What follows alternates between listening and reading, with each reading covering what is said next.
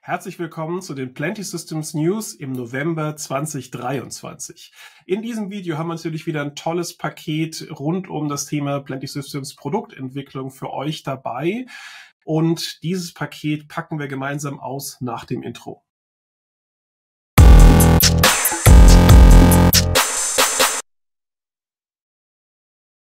Was erwartet uns heute? Ich möchte euch erstmal einen kleinen Überblick geben. Loslegen wir mit dem Bereich Marktplatzintegrationen und zwar rund um eMAG als auch Völkner. Wenn wir das geschafft haben, geht es dann weiter mit Erweiterungen aus dem Bereich PIM, also Artikelverwaltung. Stichworte sind hier der Katalog als auch die Artikel-UI. Und danach starten wir direkt weiter mit dem Bereich Plenty Warehouse. Da steht eine neue Version ins Haus. Was bringt die eigentlich? Erfahrt ihr heute. Wenn wir das auch hinter uns haben, dann starten wir mit der eBay-Integration in den Messenger und dann final haben wir Plenty Shop PWA vor uns, also eine ganze Reihe Neuerungen aus diesem Bereich. Und bevor wir da jetzt richtig loslegen, möchte ich noch einmal eure Aufmerksamkeit haben, und zwar für ein ganz anderes Thema, und zwar ein organisatorisches Thema. Wenn ihr meinen persönlichen YouTube-Kanal abonniert habt, dann wisst ihr das schon. Wenn ihr es also nicht wisst, wisst ihr jetzt, euch fehlt ein Abo. Link findet ihr auch hier in der Videobeschreibung. Also worum geht's eigentlich? Ich habe mich dazu entschieden, das C-Level-Management von Plenty Systems zu erweitern. Die Gründe dafür, für diese Entscheidung, findet ihr in meinen Videos. Und heute möchte ich eine Änderung hervorheben, und zwar die neue Position Chief Product Officer, welche ab sofort Arje Steven übernehmen wird. Und Arje kennt er ja bereits, denn Arje ist Area Product Manager bis jetzt gewesen und vorher war er Product Owner des Bereichs Order Payment. Ja, und was bedeutet diese Änderung für euch ganz konkret? Naja, also Arje Steven wird ab jetzt die Entscheidung, was inhaltlich in Plenty Systems weiterentwickelt wird, verantworten. Und diese Entscheidung wird natürlich immer in Einklang mit auch technischen Bedürfnissen getroffen, also immer im Zusammenspiel mit der Position CTO. Und wer das wird, alle Details dazu, erwartet euch dann als nächstes Video auf meinem Kanal. Also Arje ist ab jetzt im Driver Seat und wird in dieser Rolle somit auch Host sein von diesem Meeting hier. Also in Zukunft wird euch an dieser Stelle Arje begrüßen. Arje, vielleicht ein paar Worte von dir. Ja, Jan, vielen Dank. Den Staffelstab nehme ich natürlich sehr gerne auf. Details gibt's in dem Video, was du schon bereits angekündigt hattest. Wir werden das Format zukünftig genauso weiterführen. Wahrscheinlich wird es kleinere Änderungen geben, vielleicht auch den einen oder anderen Gast in Zukunft, gerade aus dem technischen Bereich, um die Themen auch besser repräsentieren zu können. Von daher bin ich da schon sehr gespannt drauf, wie das weitergeht.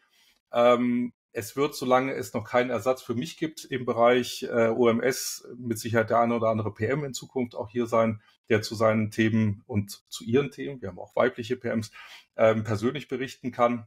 Und genau, also ich habe heute gar nicht so viele OMS-Themen mitgebracht. Wir arbeiten im Moment in dem Bereich an den Settings oder an einigen Settings, zum Beispiel im Bereich DHL, aber auch an der Accounting-UI, das wird ein bisschen umfangreicher.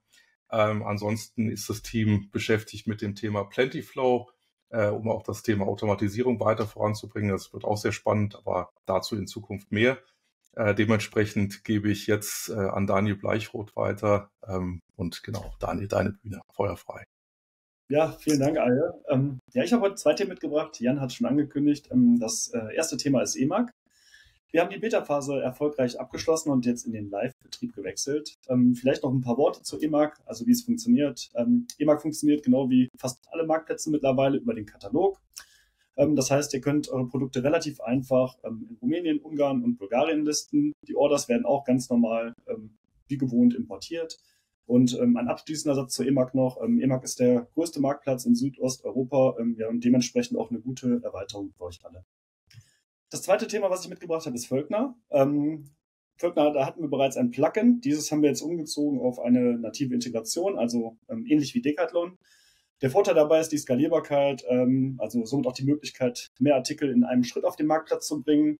Hier startet in Kürze die Beta-Phase. Das wird eine offene Beta sein. Das heißt, die wird parallel zu dem Plugin laufen.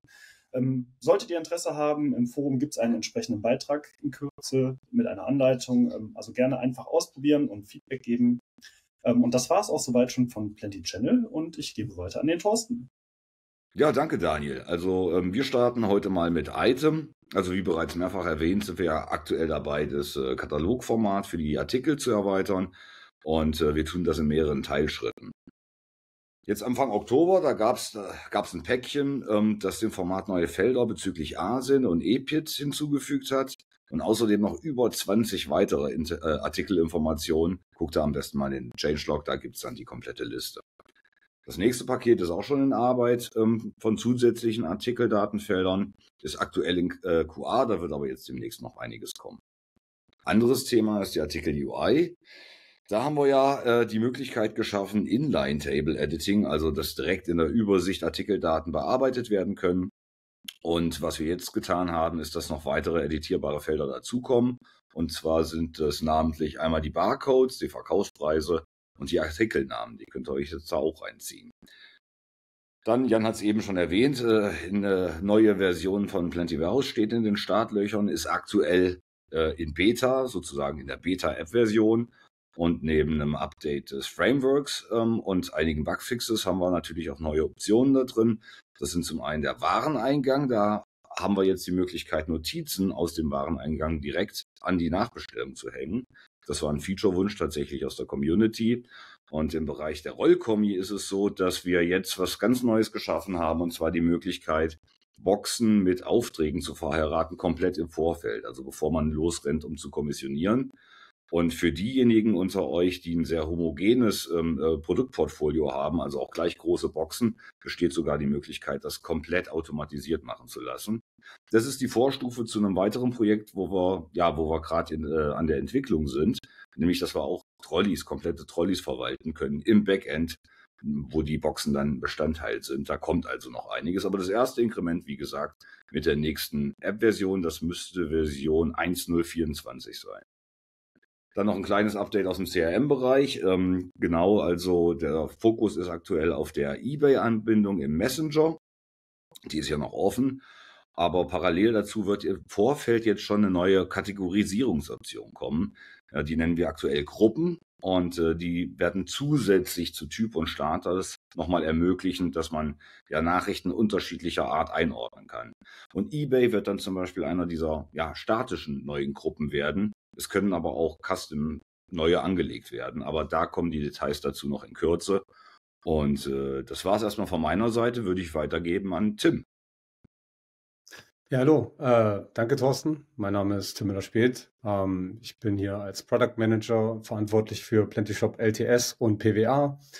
Ich vertrete heute Kolja für die Area Business Development. Und wir haben euch heute 3 Themen mitgebracht. Zum einen wird es um Plentyshop PWA Status-Update gehen. Dann werden wir über das neue Server-Side-Rendering reden. Und zu guter Letzt werden wir noch kurz einen Hinweis zum aktuellen Shop Usability Award 2023 geben. Plentyshop PWA Status Update, was ist das? Das ist ein neues Forenformat, was wir anbieten, in dem wir euch regelmäßig über einige Themen zur PWA informieren werden. Den Link dazu werdet ihr in der Infobox finden. Wir werden euch da über Neuerungen zur PWA informieren, neue Features, To-Dos für euch, Änderungen, die euch angehen. Und auch werden wir euch darüber informieren, was die nächsten Projekte bezüglich PWA sind und wie es da weitergeht. Die PWA-Veröffentlichung wird demnächst weiter voranschreiten. Es gibt da einen Foren-Thread zu, wo man sich aktiv melden kann, und dann werden wir euch manuell den Zugang zur PWA und zum Hosting davon bereitstellen. Das machen wir, damit wir besser beobachten können, wie sich die Infrastruktur verhält, und euch da besser unterstützen zu können. Sobald wir weitere Kunden und Kundinnen umgestellt haben, werden wir euch über Statusnachricht darüber informieren. Ein paar Highlights aus dem aktuellen Status-Update an neuen Features wäre zum Beispiel, dass wir jetzt PayPal-Kreditkartenzahlung und den Express-Checkout von PayPal vollständig integriert haben. Der ist jetzt sehr gut nutzbar. Die Bestellbestätigung, wie ihr sie aus Plentyshop LTS kennt, mit Dokumentendownload, Informationsanzeige etc., haben wir jetzt auch in Plentyshop PWA vollständig integriert. Das Coole daran ist, das ist genau wie früher, dass man diesen Link zu dieser Bestellbestätigung als Gast und als registrierter Nutzer aufrufen kann. Man muss sich nur dementsprechend authentifizieren. Zusätzlich haben wir im Mein-Konto-Bereich die Adressverwaltung und die Bestell- und Retourenhistorie hinzugefügt. Das wäre es zum Thema PWA. Thema Server-Side-Rendering. Wir haben seit einiger Zeit an einem neuen Prozess gearbeitet dafür. Das hatten wir auch schon mal in den Product News erwähnt. Der ist seit einiger Zeit in Arbeit. Wir haben schon mal bereits ausgerollt und die Infrastruktur ist auch auf allen Servern vorhanden, für alle Nutzer vorhanden. Allerdings haben wir jetzt nochmal Zeit investiert in ein besseres Monitoring und eine bessere Leistung von diesem Prozess. Was ist Server-Side-Rendering? Was bringt euch das eigentlich? Man muss sich das so vorstellen, dass Webseiten und Webshops, die aufwendige Skripte am Laufen haben, ältere Handys und Geräte stark verlangsamen können. Und wir übernehmen diese Ausführung des JavaScripts auf unseren Servern und verbessern somit die User Experience. Und auch Google mag das in der Regel, wenn die Seiten ein bisschen responsive sind und schneller reagieren. Wir werden euch auch in diesem Fall wieder darüber informieren, sobald der Umstellungsprozess vollständig abgeschlossen ist.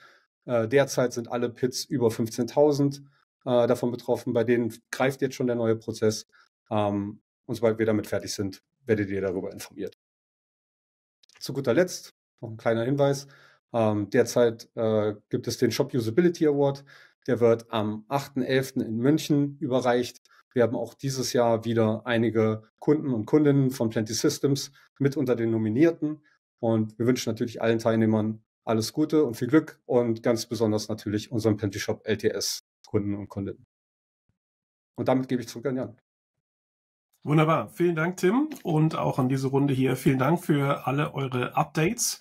Und euch da draußen vielen Dank für eure Aufmerksamkeit, denn dieses Jahr planen wir nochmal ein Product News Video im Dezember. Auch dafür möchte ich euch recht herzlich einladen. Das ist natürlich absolut in der Hochweihnachtsphase. Da erwarten euch natürlich keine kritischen Updates. Dennoch wird im Hintergrund natürlich weiter an Plenty Systems gearbeitet und auch die nächsten Versionen werden geplant. Und darüber möchten wir euch natürlich abholen und entsprechend mitnehmen. An dieser Stelle wünsche ich euch jetzt eine gute Weihnachtszeit, also kommt gut in das Weihnachtsgeschäft überhaupt rein. Dafür wünschen wir euch natürlich viel Erfolg und macht's gut. Bis bald an dieser Stelle.